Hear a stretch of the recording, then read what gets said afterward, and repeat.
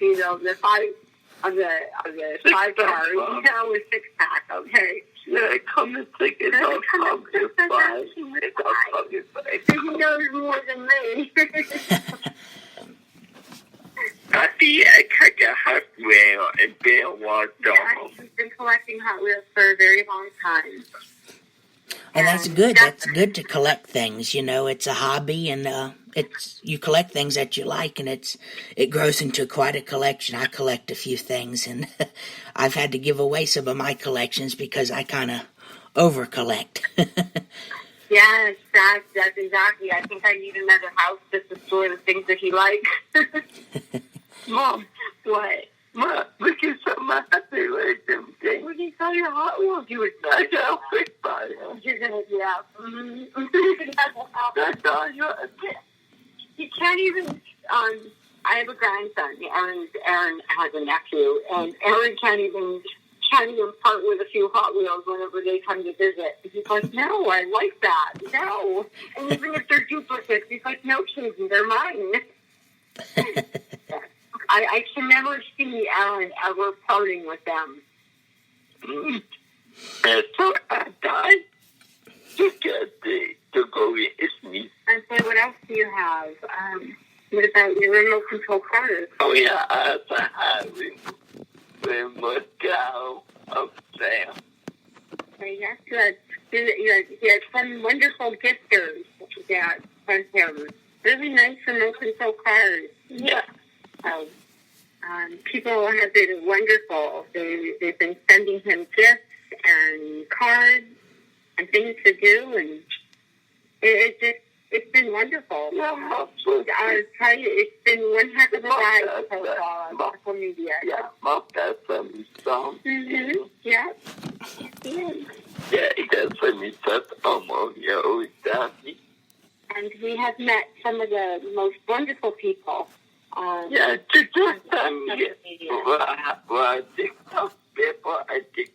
people, Sunday stuff. Yes, we do. How did y'all get started on TikTok? What made y'all go on social media?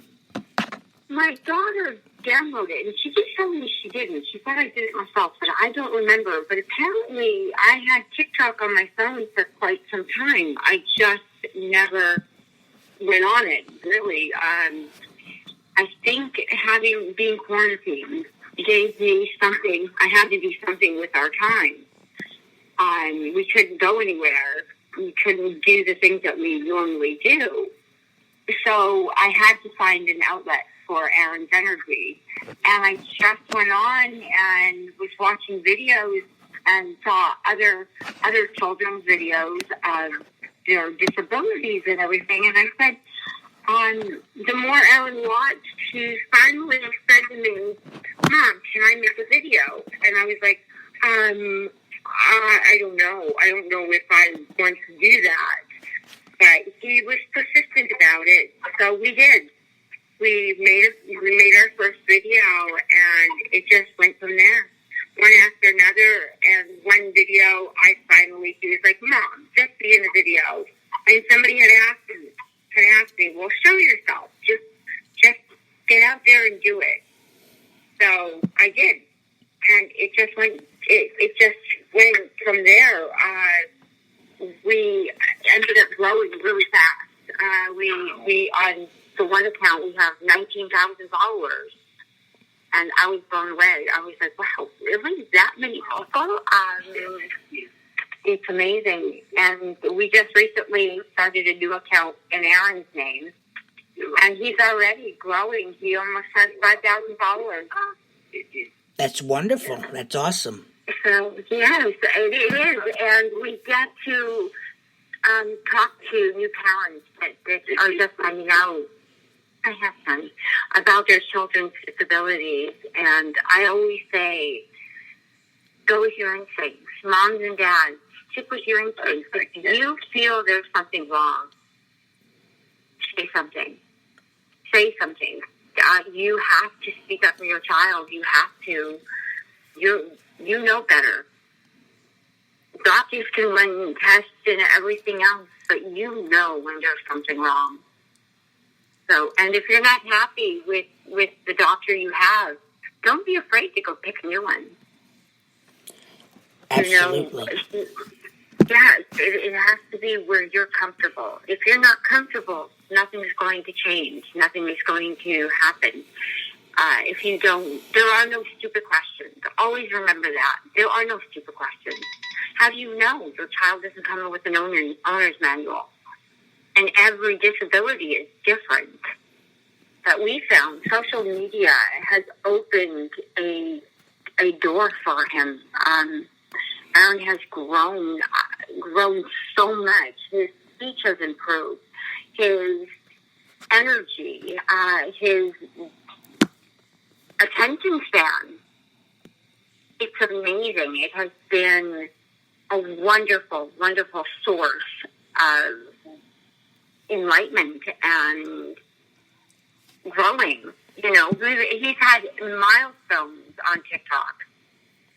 And we were able to post them. We were able to say, look, Aaron is doing something after being told for years he's doing it on his own. If something simple as remembering to put his snacks in a bag, in a sealed bag, so that they stay fresh. He did it on his own, and I actually was able to catch that on video.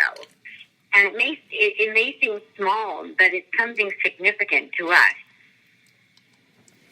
Absolutely. Yeah, and milestones, no matter if they're big or small, it's very important, because when people tell you, like doctors or whatever, oh, you can't do this, you can't do that, and you feel so much great and feel so much good when you can prove them wrong, you can do that. Exactly. Yes. Like I said, the doctor said that Aaron would never talk. They started teaching him how to use signs. But we had speech therapists, and I said, no, I don't mind using signs. If we have to use signs, then we will use signs. But if Aaron can speak, I want him to be able to speak. He said "mommy" for the first time when he was 6 years old. And that was the greatest word I have ever heard in my life. She said, "mommy," and I said, "What?" He used to go, "Hey you," and then he said, "mommy," and I had to call everybody that I know just to say, "Listen, he said mommy. He called me mommy." It's those little things that are so important to parents that have children with disabilities.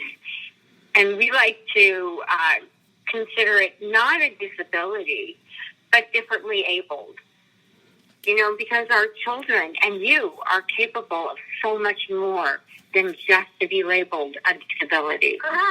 You are differently abled because you have to work so much harder than anyone else to be able to do the things that they do. Absolutely. We can all do the same as regular people. It may take us a little bit longer, but we get to that goal eventually. So it is differently abled. That's all. Absolutely. You are so, it's amazing how much harder and how much more enjoyable it is when you reach that goal. Whenever you reach and you do something that you were told you would never do, that accomplishment is worth more than any gold medal in the world. Absolutely. Yes. No, we want you to know that we have 7 cats that just came out of the blue. Yeah, fuck yeah. Molly. Yes. Jojo. Molly, Jojo. Milo. Dot. Frankie. Schism and Squish. That's one cat. That's wonderful. I have a dog. And I have a parakeet, a little bird. Oh, we used to have a little Boston Terrier, but we lost her almost 3 years in October. She was 13. She had cancer. Oh. and she had a tumor in her head. So she started having seizures, really bad, and the last one was 20 minutes. It lasted for 20 minutes, and we just couldn't see her suffer anymore. So we made that hard decision that on October 30th will be the anniversary of her being no longer with us. But Aaron does. He takes care of the cats because Olive was his doggie. He did everything for her. He took her for walks and cleaned up after her, fed her. She slept with him. And now he does that with the cats. He does the cat litter, makes sure they have food and water. And he plays with them and gives them treats. You know, so he's a good daddy to all of them, right? Yeah. Yes. He has responsibilities in the house. He takes care of the garbage. He helps clean up. Like I said, he takes care of the cat litter. He sweeps the floor. He takes the garbage down the driveway to the curb. So he helps with the garden. He waters the garden. He washes our cars. He loves that. That is his all-time summer activity, is to wash the car. You say, how you? And you know, you ask him later, do you want me to wash the car? So, yes, if you want to wash the car, you can. Yes. I say, that's a big stuff. Yeah, do it.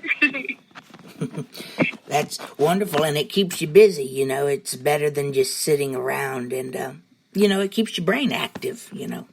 Exactly. He used to say, the saddest thing that Aaron ever said to me, I hate my stupid brain. Oh. Why do I have to have a brain that's broken? Oh, I'm going to cry because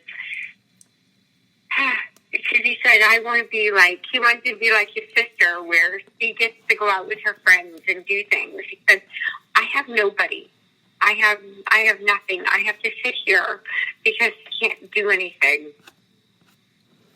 That hurt. As a mother, you never want your child to ever feel like they're less than a person. You know, that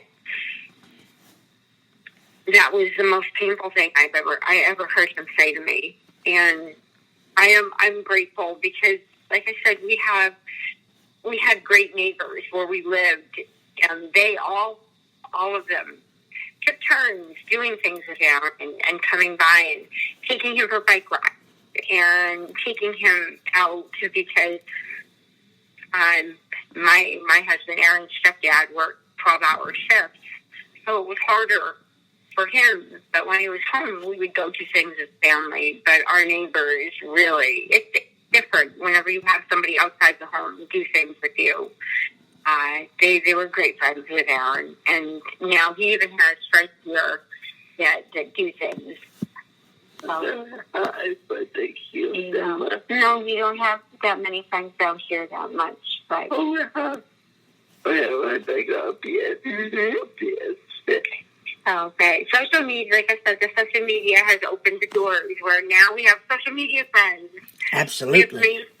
We have made so many wonderful, wonderful friends that it's just too many to count, you know. And you're one of our new friends, and we're grateful. Well, thank you very much. You're welcome. We do appreciate you, and we are going to meet one of our TikTok friends on next Tuesday. We're going to drive to our old town where we lived and meet with him, Backfield Garrick. So we're happy. We are so happy, and a couple other of our friends we're going to go meet one day too. Tell Daddy. Hold on, I'm going to put Aaron on. That's my phone. Okay. Are you forgetting? Well, Aaron, it's been a pleasure talking to you. I'm glad to be your new friend, and keep fighting. You know, you're an inspiration. I said that on your TikTok page, and don't give up. Oh, Dickles. Yeah.